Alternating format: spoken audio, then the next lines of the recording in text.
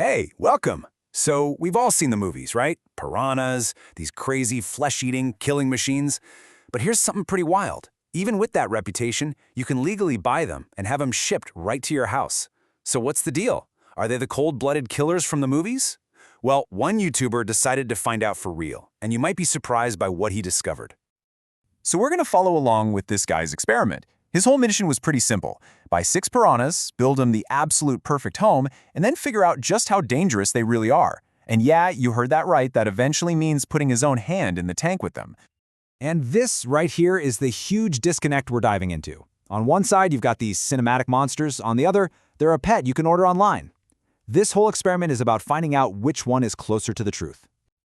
Okay, so to get to the bottom of this, you can't just, plop a piranha in a fishbowl.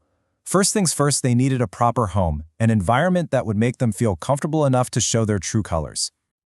You see, when the piranhas first showed up, they were in this little 20-gallon tank, and instead of a feeding frenzy, they were boring. They barely moved, they had zero interest in food, a cricket was dropped right in front of them, and they completely ignored it. This was not the behavior of a movie monster. It was super clear that their environment was just all wrong. Now here's the thing. These weren't just any piranhas, no. For this experiment, he got red-bellied piranhas. This is the species with the absolute most ferocious reputation, straight out of the Amazon River. If any piranha was going to live up to the hype, it was gonna be this one. So they went all out and built this incredible new habitat. The whole process was designed to perfectly copy their natural home. It started with 100 pounds of sand, all these complex roots and wood to look like the Amazon riverbed. Then they added real aquatic plants and vines. And for a little bit of dramatic flair, a graveyard of skulls. To top it all off, they even installed some custom tech, including a system to spread food smells around to get them in the mood to hunt.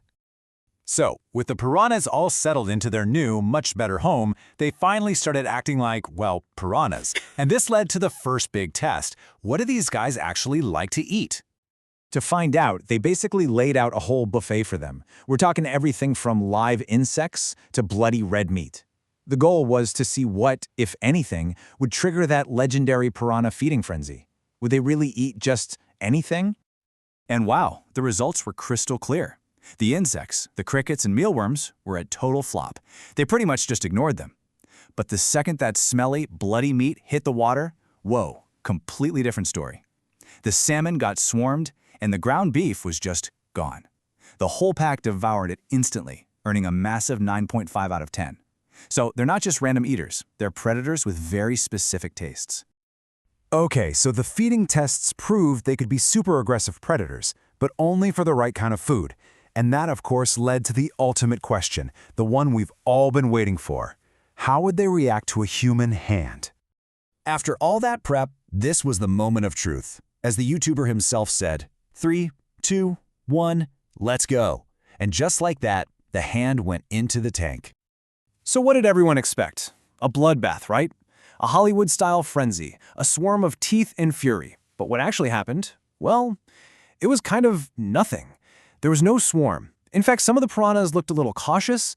A few even swam away at first. I mean, the crucial point is this. Their reaction was nothing like that frenzy we saw with the ground beef. It's not even a comparison. Sure, one fish got a little curious and chased the hand for a second, but that classic pack behavior, that swarming attack we all picture, was completely missing.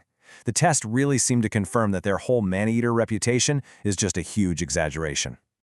So, after building a whole piranha paradise, testing their diet, and risking a few fingers, what's the final verdict? Are piranhas actually vicious? Let's not forget this number. Just because they might not be interested in us doesn't mean they aren't incredibly effective, aggressive predators. I mean, the speed they tore apart that ground beef proves they are absolutely built to be hunters. So this whole thing gives us some really clear takeaways. First off, the killer piranha idea is mostly myth. They're opportunistic predators for sure, but they're not these mindless monsters that just attack anything that moves. And it really shows you how much their environment matters for their behavior. But while the danger to humans is way overblown, they are still wild animals. They deserve respect. So yeah, definitely don't try this at home. And that really brings us to the final thought here. This whole journey started because we questioned a popular movie myth. And it makes you wonder, doesn't it? If we got the story of the piranha this wrong, what other animals, the ones often cast as the villains in our stories, have we just completely misunderstood?